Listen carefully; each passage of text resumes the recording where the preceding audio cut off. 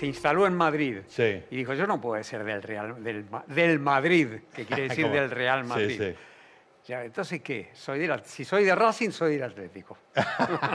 ¿Y Y por qué no entonces podía- yo, por amor a mi hijo, seguí esa línea. ¿Y por qué no por el Real Madrid? ¿Por la historia con el Porque franquismo? no, nada político. El Ah, Madrid bien, era bien. demasiado grande para que un hincha de Racing fuera del Madrid. Claro, claro. Era como ubicarse en un lugar que no le correspondía. Efectivamente. Yo en España sería del Madrid, eventualmente del Barça, qué sé yo. Así que vos es que con toda esa historia yo estaba convencido de que vos habías vivido en, No. en No, España. obviamente viajo muchísimo a España Sí. a visitar a Santiago, a Eugenia y a mis dos nietas de allí. Pero nunca viví en Madrid. Pude ver a lo largo del tiempo, desde que vi Madrid por primera vez en 1968, pude ver el progreso, el cambio de Madrid. Claro, De la aldea a una ciudad moderna y sofisticada, digamos. claro, ¿no? claro. Que Claro, to- una ciudad muy marcada por el franquismo, además, ¿no? Claro, que es una cosa que notás menos en la vida madrileña, en la vida de costumbres madrileña, salvo en ciertos barrios. Por ejemplo, mi hijo vive en un barrio muy franquista, Ajá. que se llama Parque de las Avenidas. Sí.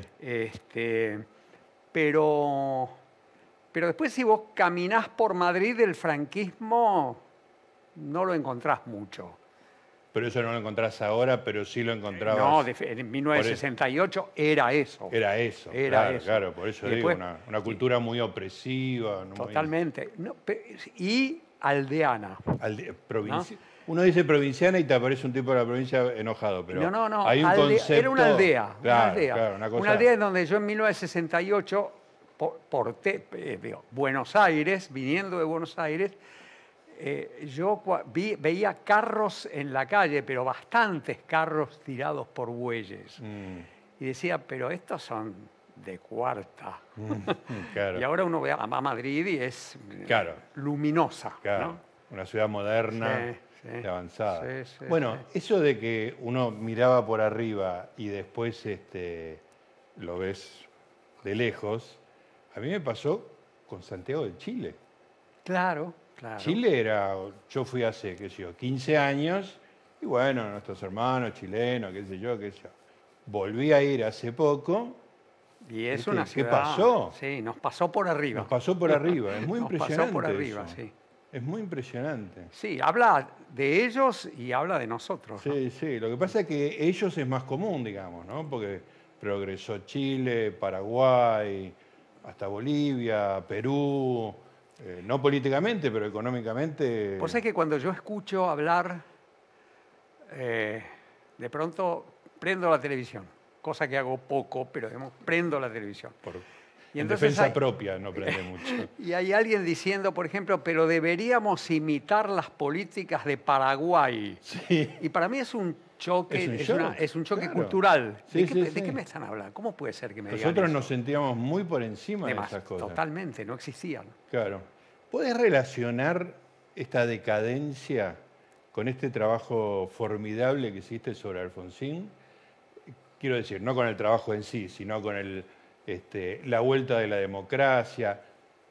¿Qué parte de la democracia es culpable, por decirlo de alguna manera, de esta A ver, decadencia? yo empezaría diciendo que, primero vos sabés que a mí no me gusta la palabra decadencia en el siguiente sentido. A ver. La Argentina es un país es una montaña rusa que sube y baja. Sí. La tendencia, cuando vos mirás la tendencia larga, es efectivamente hace así, así. pero hacia así. para abajo. Pero hay momentos en que vos crees que esa tendencia se quebró y que vas para arriba. Yo me acuerdo, Onganía. Onganía se supone que eran los vientos de la modernidad, dictadura corporativista, pero Sí. eran los vientos de la modernidad que venían a cambiar la Argentina decadente. Sí. Y como lo hablamos en otra oportunidad sobre otra cosa, ese espíritu milenarista que tenía Onganía se quebró en 3 años. Sí, nada. Es decir, con el cordobazo ya estaba todo terminado. Pero lo que quiero decir es una cosa de ida y vuelta en donde vos capturás la tendencia declinante, esto es lo que vos llamaste decadencia, Sí. porque cuando lo podés mirar en perspectiva o cuando una época larga es agobiantemente chata Sí. o efectivamente a la baja. Por ejemplo, los últimos 10 años. Claro. ¿no? Entonces ahí aparece la palabra decadencia como una figura creíble. Digo, que te das cuenta que estás nombrando una realidad cuando decís eso. Pero también, en 1993, la euforia de que la decadencia había terminado estaba muy presente en las calles. Y al principio de Raúl Alfonsín también, ¿no? Claro, hubo momentos, pero esas empinaditas para arriba Cortas. fueron cortas, pero siempre...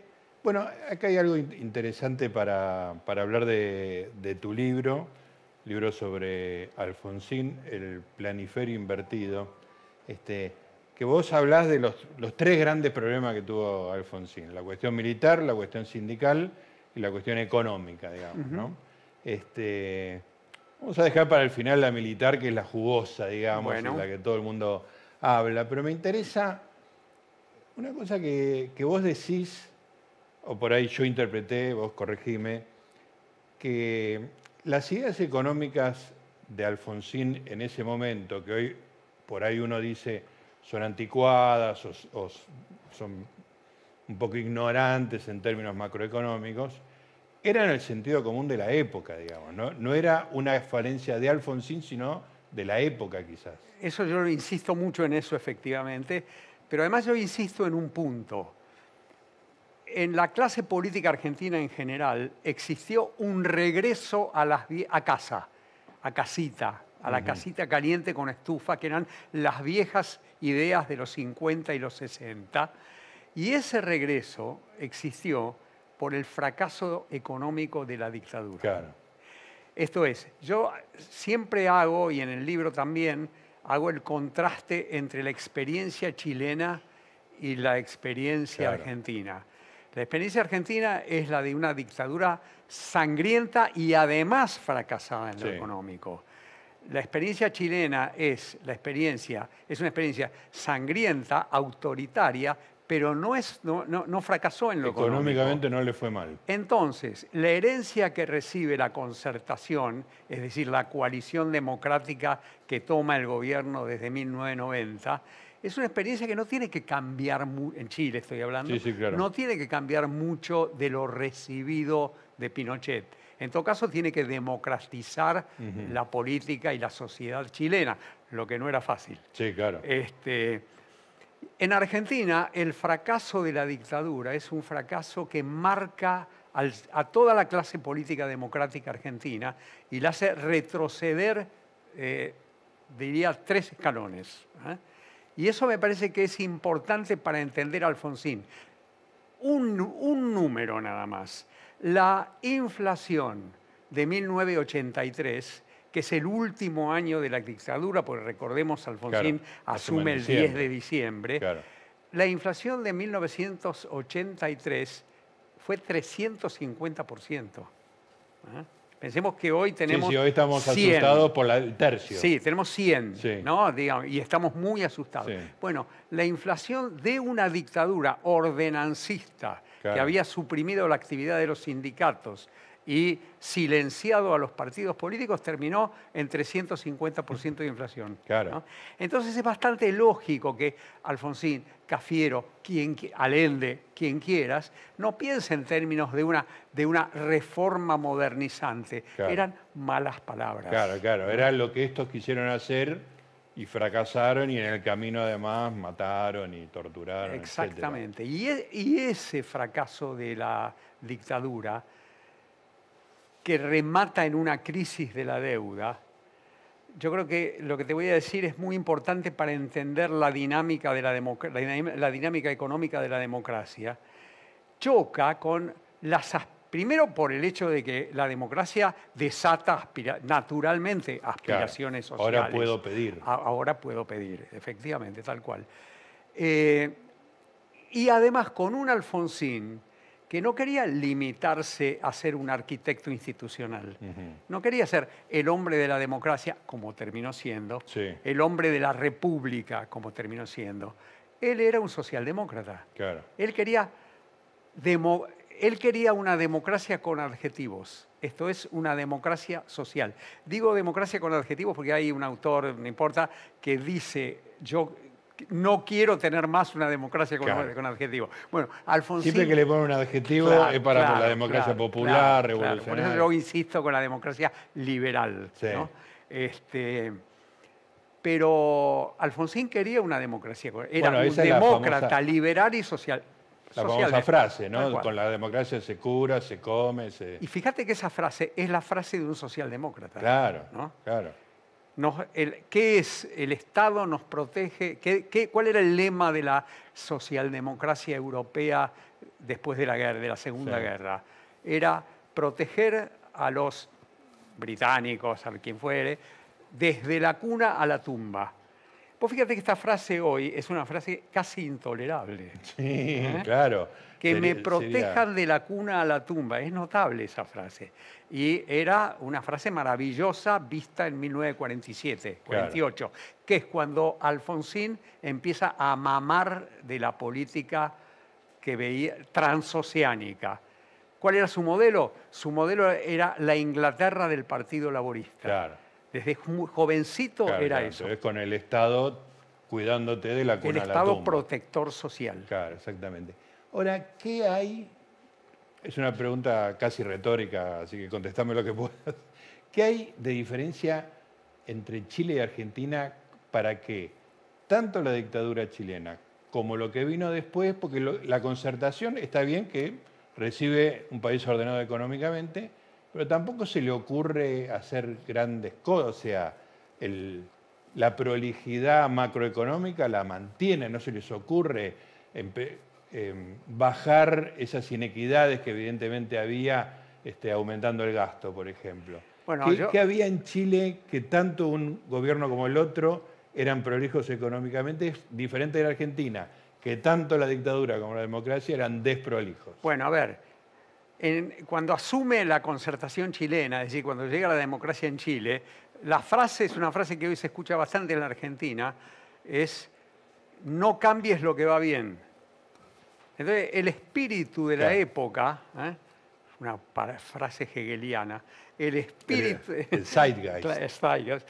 El espíritu de la época es no cambies lo que va bien. Claro. Y no cambiaron lo que va bien. Sí. Eso tiene un problema, que lo estamos viendo hoy en Chile, y es que la estabilidad retrata tu posición en la estructura de la sociedad como si no pudieras cambiarla nunca. Claro. Y un día entonces hay alguna revuelta contra eso, que es lo que está viviendo Chile hoy. Y sobre todo, si como decís vos, ya la democracia te permite decir, bueno, te permite hablar y protestar. En el mismo lugar. No quiero estar siempre en el mismo lugar.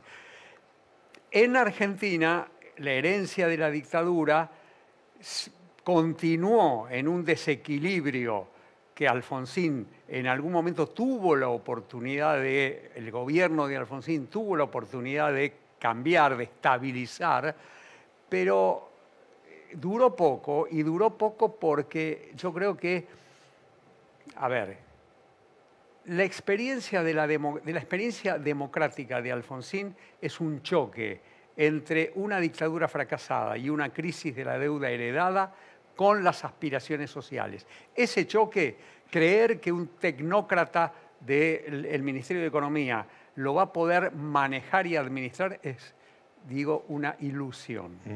Entonces, que Alfonsín haya tenido inflación muy alta, después podemos hablar por qué llega la hiperinflación, pero que Alfonsín tenga una hiperinflación muy alta era casi visto en perspectiva, ¿no? Con el diario del lunes, digamos. Con el diario del lunes yo te diría, era muy difícil que fuera de otro modo. Casi inevitable. Casi inevitable. Y además, si mirás el contexto, salvo efectivamente el caso chileno que acabamos de mencionar, eso pasa en muchos otros países de América Latina.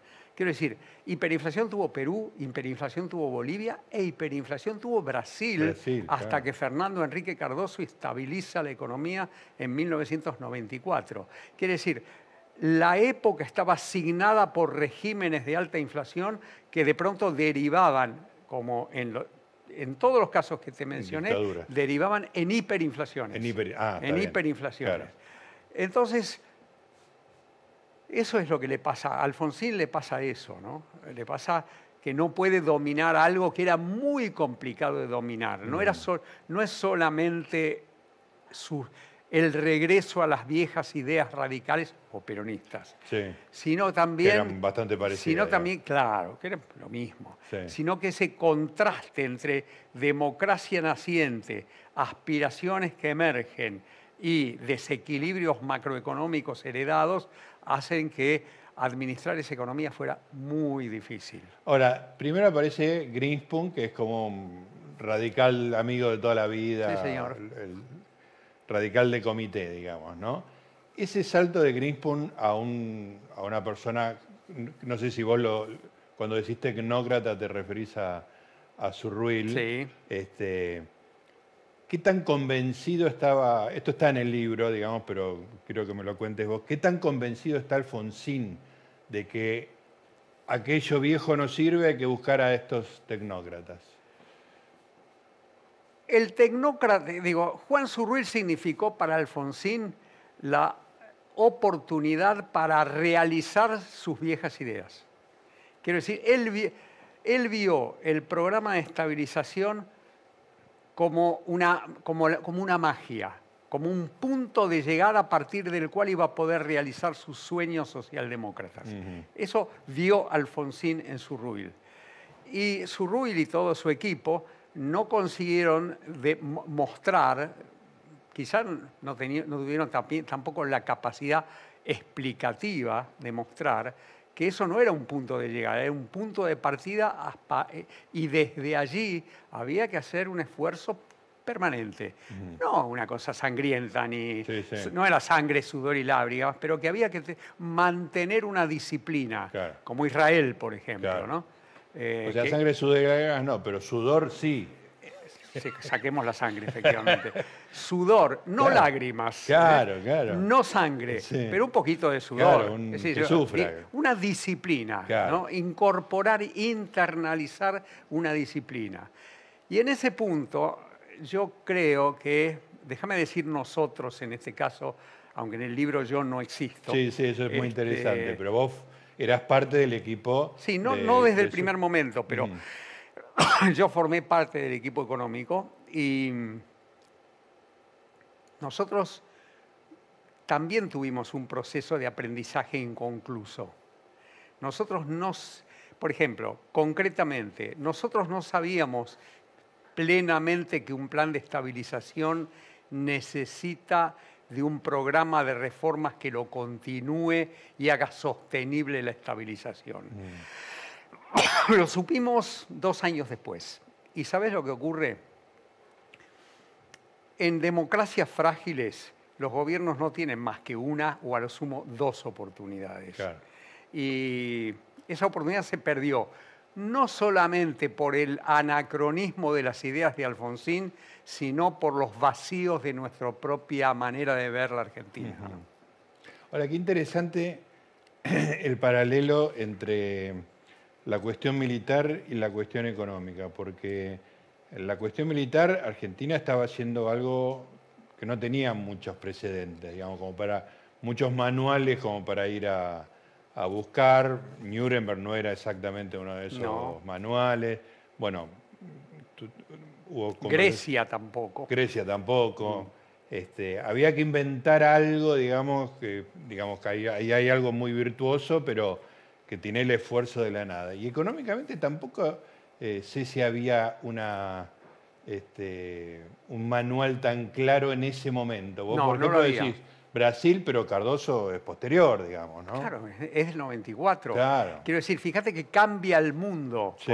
y cambia el mundo para los países sudamericanos también. Cuando llega Fernando Henrique encuentra primero una solución para el problema de la deuda que Alfonsín no encontró en ningún momento. Se llamó Plan Brady, no importa. Sí. Fernando Henrique se encontró con esa solución y se encontró con el fin de la experiencia del socialismo real que le daba a estos países y a muchos países 89. claro. Exactamente en el momento que termina Alfonsín. Claro, que él no puede tener esa Él no experiencia. puede, él está en la bruma en ese sentido. Exacto. Gorbachev no es una guía de nada, digamos. claro, y Estados claro. Unidos tampoco, porque era el reaganismo, digamos. Sí. Entonces él está realmente, él es un hombre de ideas viejas, pero el mundo no le está suministrando elementos para construir ideas nuevas. Claro. ¿Ah? En cambio, después de una hiperinflación tan importante como la de la Argentina, Fernando Henrique se encuentra con una especie de autopista muy iluminada en los costados que le permite avanzar por el camino de la Sabe reforma. por dónde es el asunto. Pero lo que quedó, digamos, no inmediatamente, pero a lo largo del tiempo, es que la cuestión militar se resolvió de una manera honrosa Sí, señor. y la económica no. Digamos. Sí, la cuestión, la economía no se resolvió no se resolvió. No de ninguna manera. No se resolvió. Simplemente Acá estamos. fue una hiperinflación. Como dice un amigo mío, periodista. Quizá tenga razón igual, ¿eh? ¿Eh? Quizá tenga razón, aunque igual. sea periodista. No te puedo decir quién es, porque una vez charlando con él me dijo esta frase que me pareció interesante. Es Ignacio Zuleta. Ajá, sí, claro. Bueno, Ignacio Zuleta un día me dijo, justamente yo lo entrevisté a él porque él fue corresponsal en la reforma, en la Convención Constituyente del 94. Entonces quise hablar con él para el libro de Alfonsín. Para el libro de Alfonsín. Sí. Y ahí de paso hablamos de otros temas y yo le menciono el tema del fracaso económico e Ignacio, un irónico, sí. Me dice, ¿pero qué te preocupás tanto por el fracaso económico si en la Argentina económicamente fracasa todo el mundo? Claro. Entonces, pensá lo que dejó Alfonsín como permanente en otros terrenos y en los otros terrenos todos se fueron a la B. Están todos en la misma... Efectivamente. Creo que es una exageración. Sí, sí. Pero de todas maneras algo dice, ¿no? No, pero es muy interesante lo que estás remarcando de que el periodo histórico que le toca a Alfonsín en términos económicos tiene menos de donde abrevar experiencias que Menem, por ejemplo. No tiene un contexto internacional nítido. Claro. Porque vos fíjate, se está empezando a quebrar la socialdemocracia tradicional a la que él quiere aferrarse. Felipe González, su gran amigo en España y dentro del movimiento socialdemócrata, ya está cambiando, ya es un reformista. Alfonsín se niega a ser... Yo en el libro lo pongo, Alfonsín es un socialdemócrata de los 60, no de los 80 y los 90. Como sería Felipe. Como era Felipe, como fue Tony Blair unos años más tarde, ¿no? Claro, claro. Y él se enoja con ese viraje de la socialdemocracia hacia posiciones más liberales, ¿no? Y posteriormente, digamos, en la carrera posterior, fuera de la presidencia, ¿alguna vez entendió ese cambio de paradigma mundial, digamos, o siempre quedó aferrado a sus viejas ideas? Yo creo que Alfonsín... Ahí hay un problema que tiene que ver con el lugar político que le... Alfonsín es un hombre de gran astucia política, ¿no? De gran astucia política. Y... Él entonces, aquí en lo que te voy a nombrar, en lo que te voy a decir, se combinan las convicciones con la táctica política. Alfonsín se dio cuenta que frente a Menem no tenía ningún otro lugar más que colocarse a su izquierda. Claro. En una izquierda crítica de la reforma económica, ¿no? Y se coloca ahí. por convicción y porque además no había otro lugar. Claro. Ahora, se coloca en un lugar en que, por tomar palabras que creo que alguna vez dijo Cristina Kirchner, a mi izquierda la pared. Claro. Yo eso lo viví personalmente, incluso en algunas charlas. Alguna vez con un par de amigos le dijimos a Alfonsín, yo quiero insistir en un punto cuando digo le dijimos a Alfonsín. Mi relación personal con Alfonsín fue muy ocasional, es decir, yo no lo veía mucho tiempo, lo vi, que no sé, 15 veces en mi vida. Sí. ¿Y Después siempre era como parte de un equipo o personalmente también? No, bueno, no personalmente.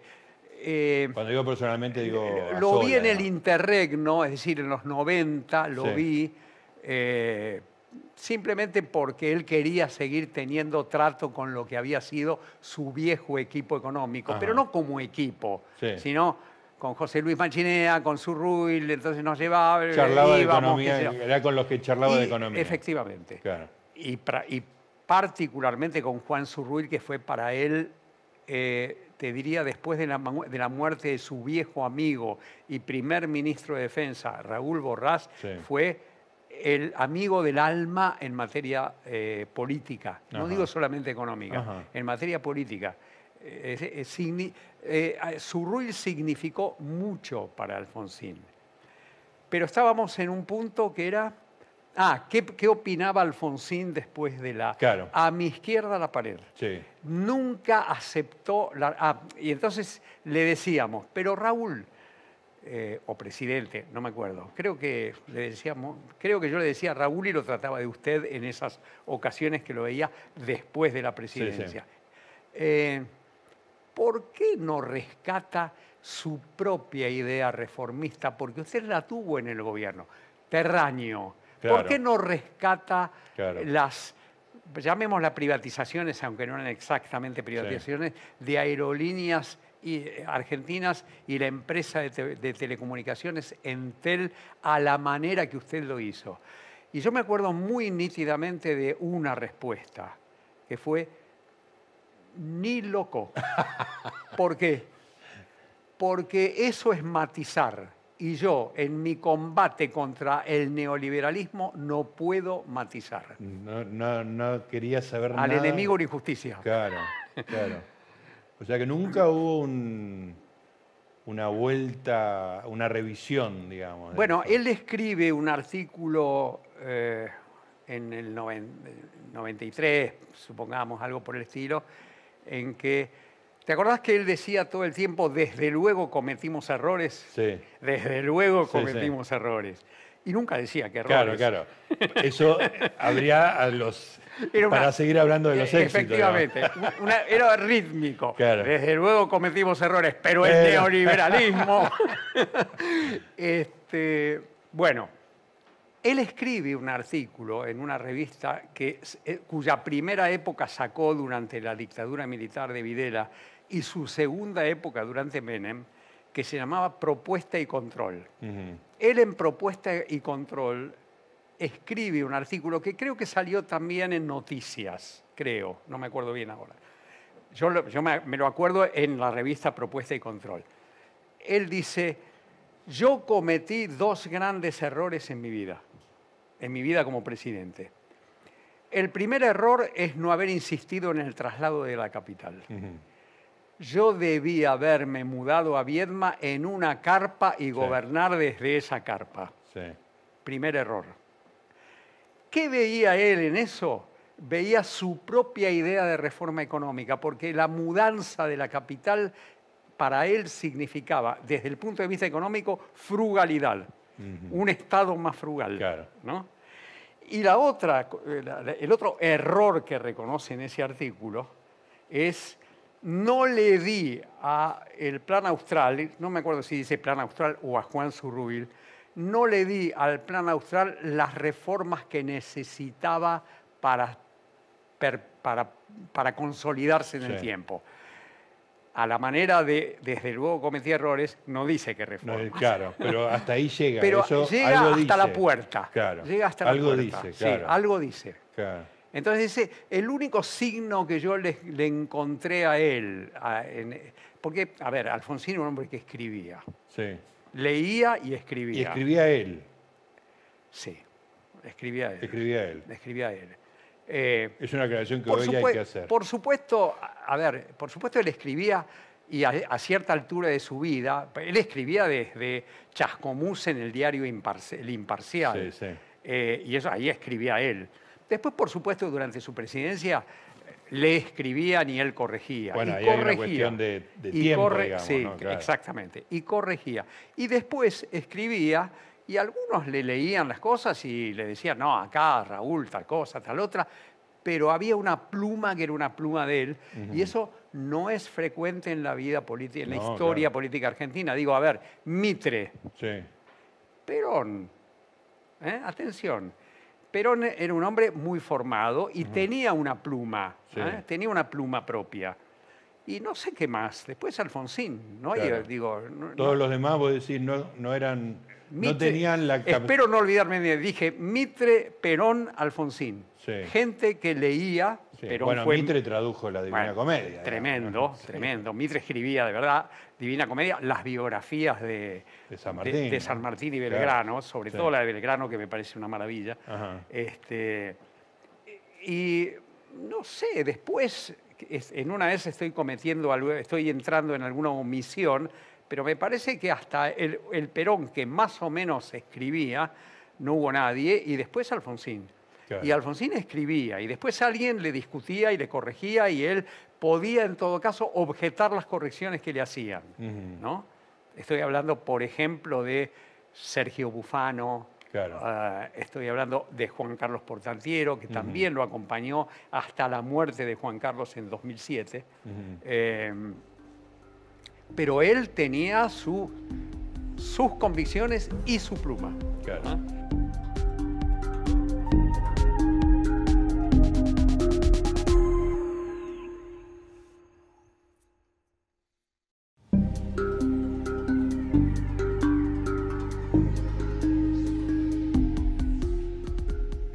Pablo, me interesa mucho, es el tema que está en cuestión en estos días por la película Argentina 1985, la cuestión de las tres cuestiones, la cuestión militar, que fue, digamos, la más audaz de todas, digamos, en términos de lo que se arriesgaba, que iba desde la posibilidad de un golpe hasta la posibilidad de sufrir un atentado, digamos. Eran decisiones, digamos, muy riesgosas Sí, señor. en la práctica, no de quedarse sin trabajo, digamos. No, tal cual, tal cual.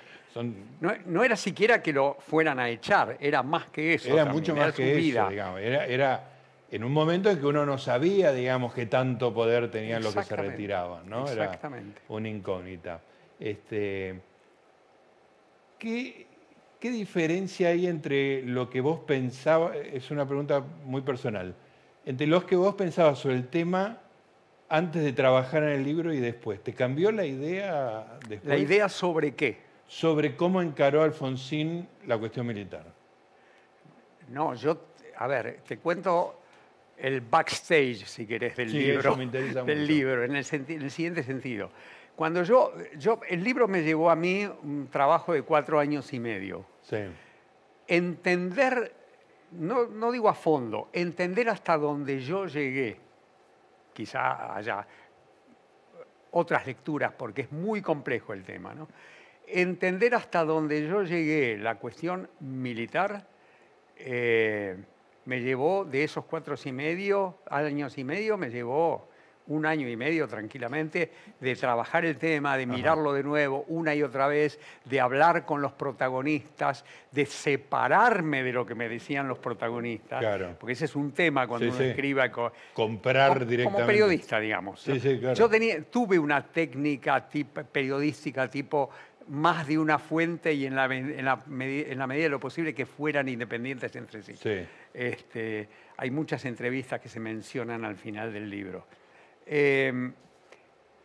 Yo tenía una visión extraordinariamente simplificada de la cuestión militar Ajá. antes de empezar el libro y tengo, al finalizar el libro, una visión de que Alfonsín enfrentó una cosa de una, no solamente arriesgada, sino de una enorme complejidad. Es muy interesante esto. Porque además esa versión simplificada con la que vos arrancaste, no era una versión simplificada a nivel consignas, era Informada. una persona informada, Claro. que sabía lo que era la gestión de Claro, gobierno, claro. que estuviste en el medio de Sí, todo sí, eso. sí, O sea, arrancaste de una versión simplificada para lo que vos considerás hoy. Para el promedio de gente ilustrada, digamos. Exacto, sí, sí. Y llegaste a la conclusión de que era mucho más complicado. Mucho más complicado, en donde además se encadenan hechos. No error, una primera circunstancia que lo desviara a él del camino que tenía trazado, encadenaba hechos que hacían que se alejara cada vez más de su objetivo original. A ver, Sí. pongo un ejemplo para no sonar demasiado abstracto. Alfonsín, para juzgar a los militares, manda rápidamente los dos decretos, uno de persecución penal de los jefes guerrilleros, ¿no? Firmenich, Corriarán Merlo y otros en el medio. Sí, sí. Ese fue el primer decreto, el decreto 157. El 158 es el del juicio a las 3 juntas. O sea, primero los comandantes guerrilleros. En los decretos. Sí. Él sabía claramente que la persecución final era desde el punto de vista político una abstracción, porque ya no eran una amenaza. Claro. ¿no? Entonces, por eso el tema central son los militares. Sí, ¿no? sí, sí. Y después la cuestión militar. Primer punto, ¿qué hacemos? Imagínate diálogos ficticios entre nosotros. Sí, sí. Vos sos Borrás, yo soy Alfonsín, Sí. y hablamos del tema. ¿Qué hacemos con los militares? No solamente Borrás y Alfonsín, digamos, con Nino, Sí. Carlos Nino. Nino, Malamud Gotti, Toda Farrell. esa gente, toda esa maravillosa gente que lo ayudó Sí. tanto. Con ellos inventa la idea de 3 niveles de responsabilidad. Los jefes que dieron órdenes, los que recibieron órdenes y, para simplificarlo, cometieron excesos, y los que merecían la obediencia debida. Eso fue una construcción intelectual que sale de ese grupo de gente. que sale sobre todo de Nino y Malamud Gotti, que llegan a Buenos Aires en 1982 y se lo transmiten quieren transmitírselo a cualquier político que los escuche. Sí, hablaron con Cafiero, Con todos, Luder, con claro. todos. El único que dijo, aquí hay algo, Fue Alfonsín. fue Alfonsín. Por eso el capítulo hay un capítulo, y esto es lo que denota que es un ensayo biográfico, hay un capítulo que es el de la campaña electoral que yo lo llamo la inspiración. Sí. ¿no? La inspiración es un atributo individual. Entonces, cuando yo digo la inspiración, estoy denotando que estoy escribiendo una biografía. Yo, que soy un economista, hablando del papel del individuo en la historia, ¿no? Que es una rareza. Sí, digamos, sí, totalmente. ¿no? Y Alfonsín captura el tema. Aquí hay algo. Y empieza a tener charlas permanentes con ellos y llegan a la idea de los 3 niveles de responsabilidad.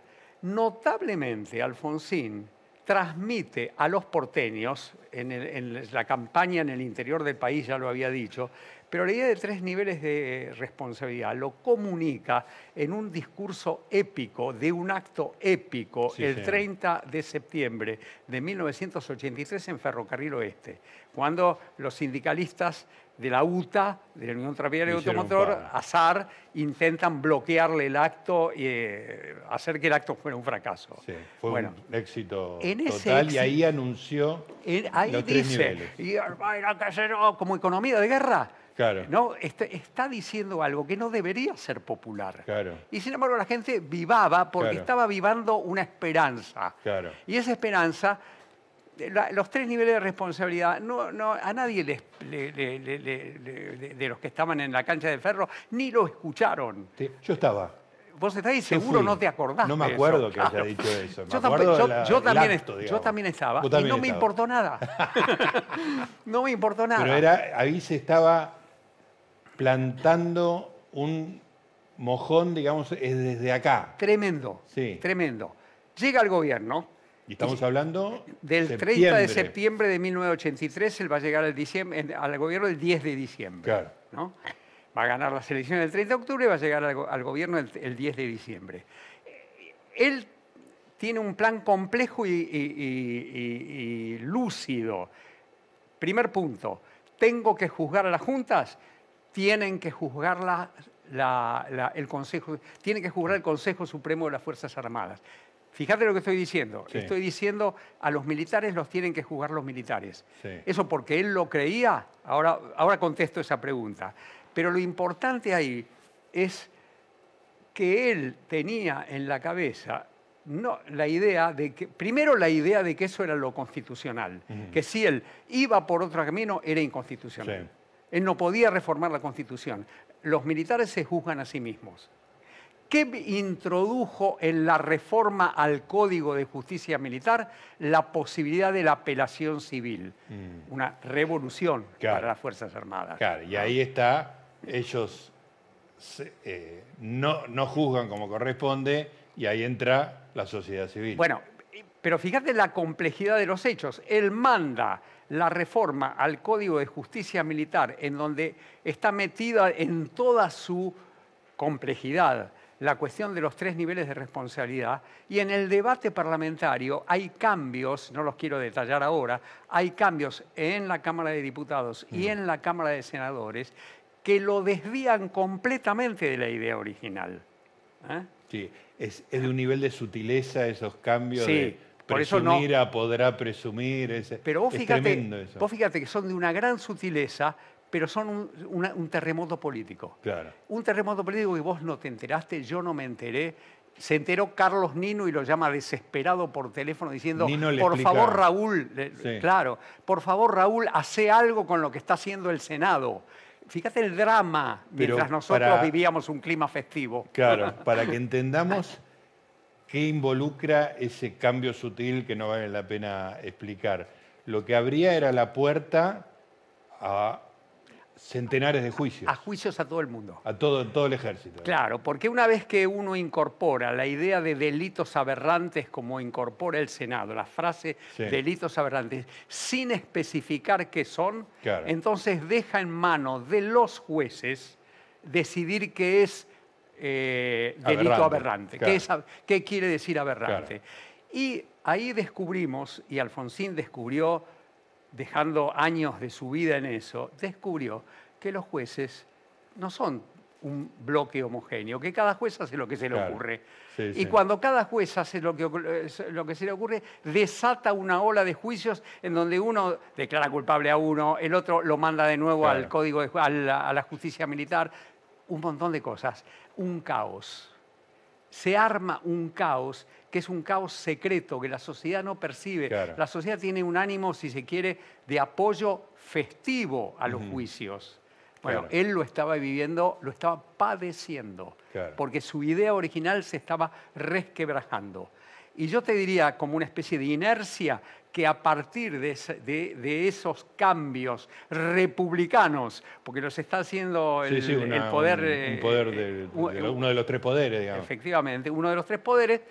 A partir de eso, todo el camino está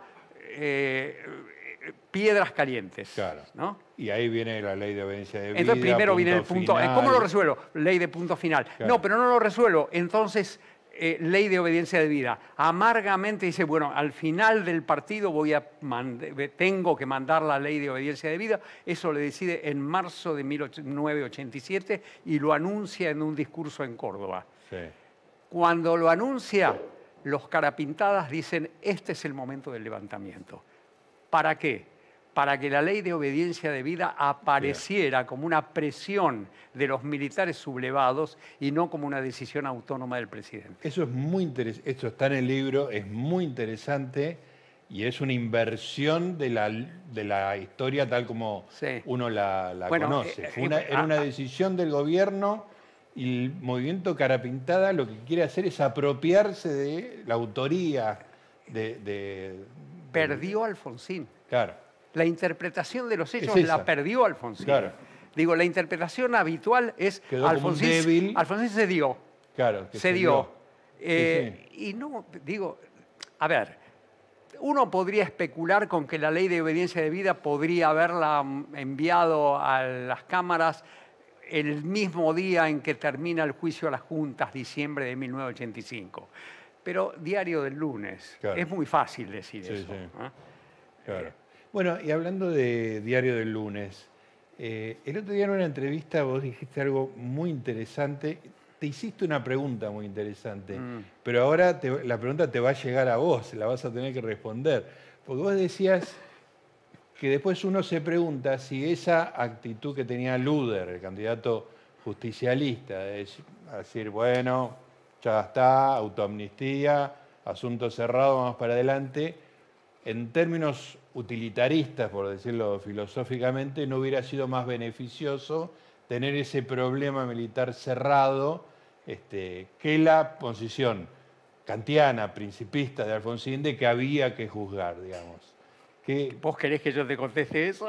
Sí, la pregunta la hiciste vos, a mí me fascinó. Sí, yo hice una pregunta retórica que me torturó. No, una pregunta no retórica. Una pregunta que a mí me torturó todo el tiempo mientras escribía el libro. Sí, ajá.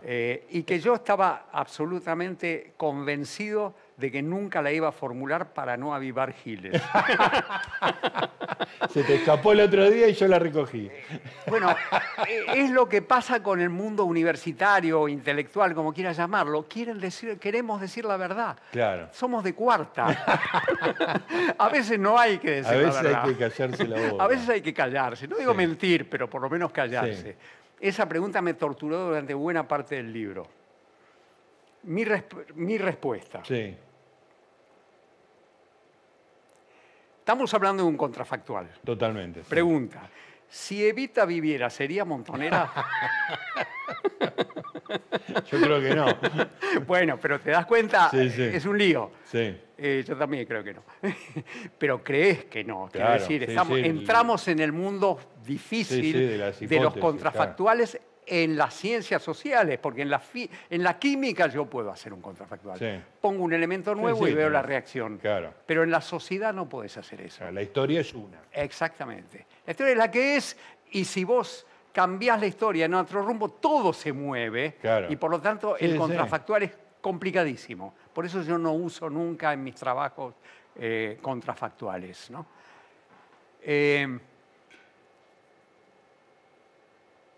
Si Evita viviera sería Montaner es una manera de decirme que quiero rechazar la idea del contrafactual, ¿no?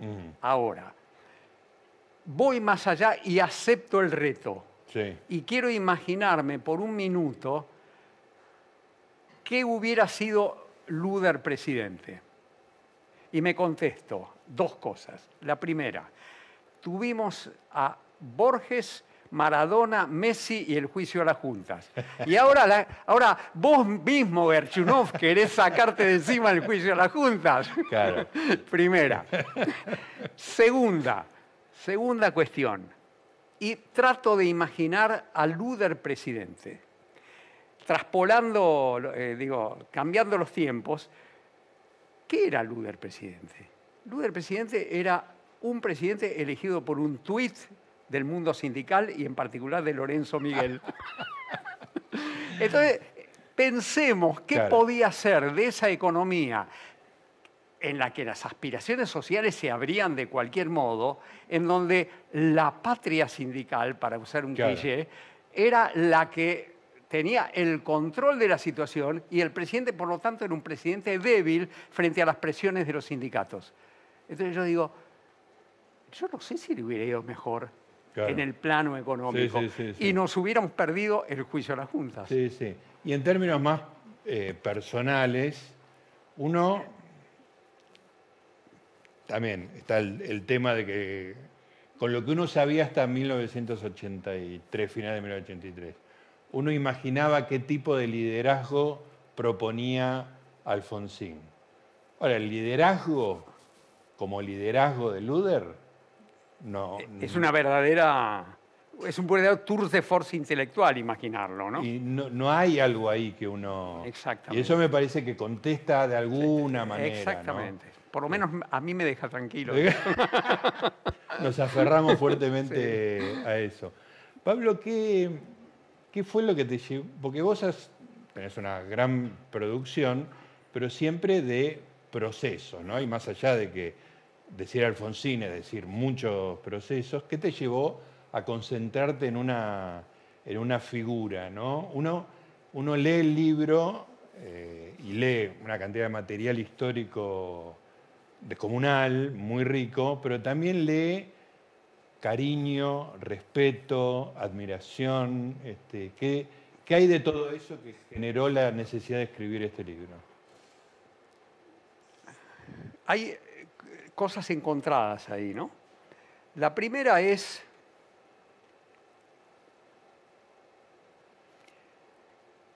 el papel del individuo en la historia. Hay un libro de Plejánov de 1898. Plejánov fue maestro de Lenin. Sí. El papel del individuo en la historia, ¿qué se contesta Plejánov? Se contesta casi inexistente. Claro.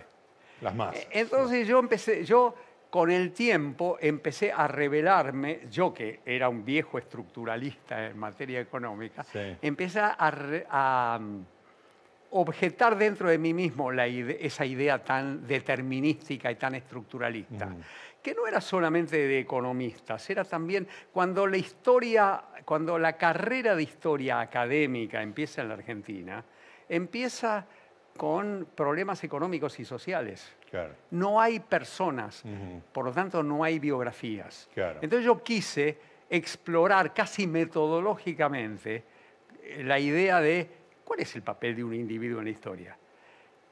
Tenía que elegir un individuo, una Claro, persona, sí. un personaje histórico importante. ¿A quién elegí? A uno que quería. Claro, perfecto. Eso me llevó entonces a un segundo punto, y es, si yo quiero este individuo, tengo que tratar de separarme de esa afectividad. Esto es, tengo que marcarme a mí mismo de cerca para no caer en la idealización del personaje. Porque si no hubiera sido como el Irigoyen de Félix Luna, Claro. o de Manuel Gálvez, qué Sí, sé sí. yo. O esa belleza maravillosa que es Mansilla escribiendo sobre su tío Rosas. Claro. Si no la leíste te la recomiendo porque Ajá. es muy corta y es maravillosa. Ah, buenísimo.